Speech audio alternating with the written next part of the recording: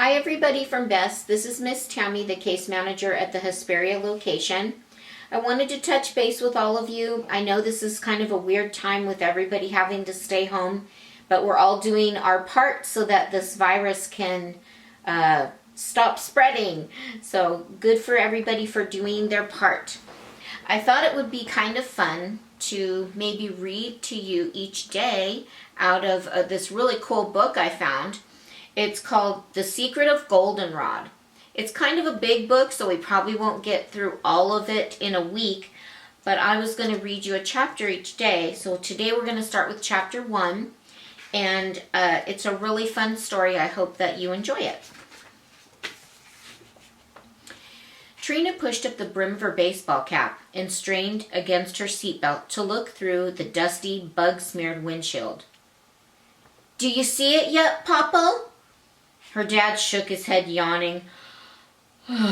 2 full days of driving since they left New Mexico were nothing compared to the eternity of the last 20 minutes of this narrow 2-lane road with nothing on either side but cornfields. The ball game on the radio turned to garbled voices and then to static. "Read me the directions again," her dad said, turning off the radio. "The part after we exit the highway." Trina reached for the letter, the smudged and crumpled letter she'd read a million times. "Go east until you come to the big red barn with 3 silos. Then turn left onto the dirt road. After the double bump, cross the creek and turn right." "That's it? That's all it says?" "Yep," Trina said. And then she continued to read the letter out loud with brand new excitement. "The house is a Queen Anne with 6 bedrooms, 4 fireplaces, a library, a parlor, and a butler's pantry." Wait a minute. How could she have missed this every time she's read this letter? "Papa, it doesn't say anything about bathrooms." "It better have indoor plumbing." "There's always, you know," he pointed at the cornfields. "No way," Trina said, grimacing. Then she rushed to her favorite part of the letter. "The Harlan M. Roy family was giving you 1 year to restore the house to marketable condition." No matter how many times she read that line, she couldn't believe it. 1 whole year was almost like having a real home. And now she couldn't wait to get there. "Please hurry, Papa." "Hurry? Any faster and I might miss the turn." "Please," Trina insisted, knowing her dad was often too calm about important things. "How about you read and I drive," he said. Trina scrunched up her face at him and turned back to the letter. "Mechanical systems are functional but not up to code. A credit account has been established at Hank's Tool and Lumber on Main Street for all your supplies. The key to the front door will be under the mat. At your service, Mr. Gerald Shugstad." Trina sighed. 6 bedrooms and 4 fireplaces.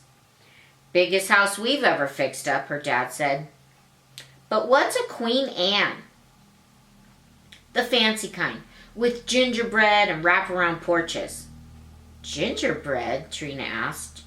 "You know, all that frilly trim they used to put on the eaves of the roof." Her dad drew curlicues in the air when he spoke. "It'll probably look like a wedding cake."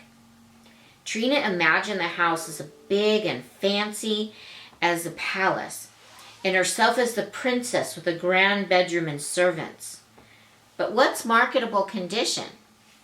"So it can be sold.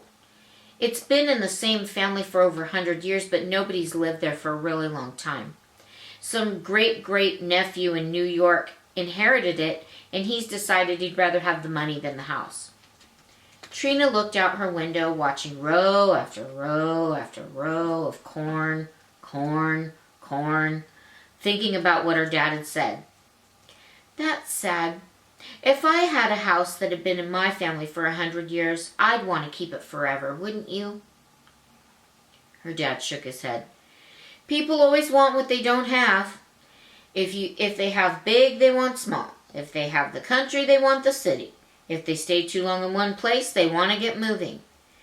And if they're always moving, sometimes they want to stay put, Trina added, looking forward to a new Royal Iowa home, at least for a year anyway. Her dad reached over and tugged the bill of her baseball cap. Until they catch the traveling bug all over again like you and me. Trina didn't actually have the traveling bug, but her dad did, and her mother had it worst of all. Her mother was exactly the restless person her dad was talking about. He always said that she was trying to find herself. Luckily, her postcards, which came from all over the world, had no problem finding Trina wherever she was. The last one came from Tanzania in Africa. Sounds like Mom, she said. I guess, said her dad. Trina was used to the silence that followed any mention of her mother. She figured her dad missed her so much that he couldn't really talk about her. But the more postcards she got, the more curious about her mother Trina became. She hadn't seen her mother in nearly 8 years, and she had no idea of what her mother even looked like now, or how she was dressed or wore her hair, if she liked sports. Someday her mother would run out of places to visit. Then maybe she'd come home.